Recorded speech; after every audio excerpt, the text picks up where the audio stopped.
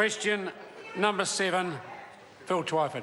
Thank you, Mr Speaker. To the Minister for Social Housing, does she stand by her statement on Radio New Zealand on why she decided to fund emergency housing places in the last budget that, and I quote, "I just knew that it was worse than it had been and I couldn't see it getting better in a hurry"? And if so, how did she know it was worse than it had been? Good question. The Honourable Paula. Well, Mr Speaker, yes, I do stand by that statement. I knew because I regularly engage with emergency providers and understand the pressures that they're under. I knew because I commissioned a review last year which told me that there were people in need and that were struggling to find houses in Auckland. I knew because I live in Auckland and I understand the pressures that the housing market are under. Mr Speaker, that's why I addressed it with $2.5 million going in last year and another $41 million going into emergency housing this year. Really good. Supplementary. Supplementary question, Phil Twyford.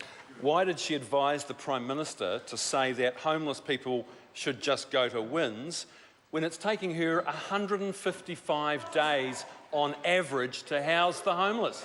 What? Speaker. The Honourable Paula Bennett. Well, Mr Speaker, because the figure of 155 days is not accurate. It actually... Order. That's why. Supplementary question, Phil Twyford. Can she confirm that even if the first 7 days are covered by WINS, that 155 days in a motel will rack up debts of between $25,000 and $35,000 per family? And who's going to pay for that?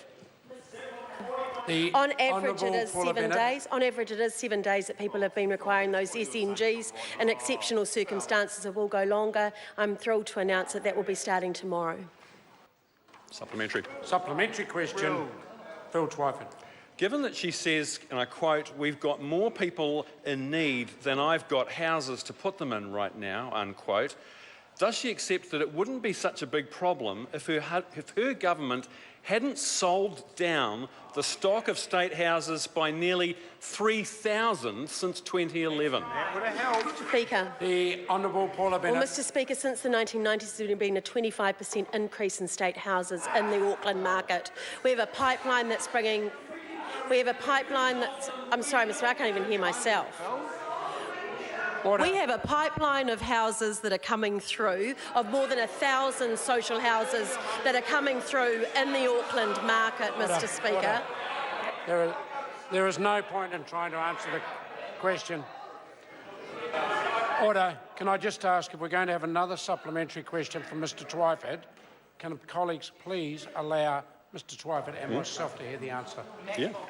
Point of order, Mr Speaker. Point of order, Grant Robertson. Mr Speaker, disorder will be caused in the House when Mr Twyford asked a question, albeit with some politics in it, about, with a specific number, about the number of state houses that have been sold off by this government.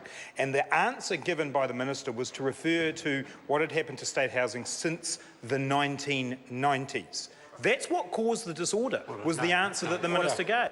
Well, it will not cause disorder, and if I need to deal with it by asking members to leave, that was a satisfactory answer that addressed the question. I admit it wasn't the answer that Mr Twyford wants. If it causes, can I just warn Mr Robertson that if that causes the disorder, I'll deal with it by asking members who I consider to be disorderly to be leaving question time. Further supplementary? Phil Twyford. Supplementary. When children as young as 11 are living under bushes in South Auckland, is her $41 million over 4 years for emergency housing enough when she herself admits that it will largely only fund existing services? The Honourable Well, Mr Paula Speaker, Bennett. that's why we have actually the highest number of building consents that we've seen in many years.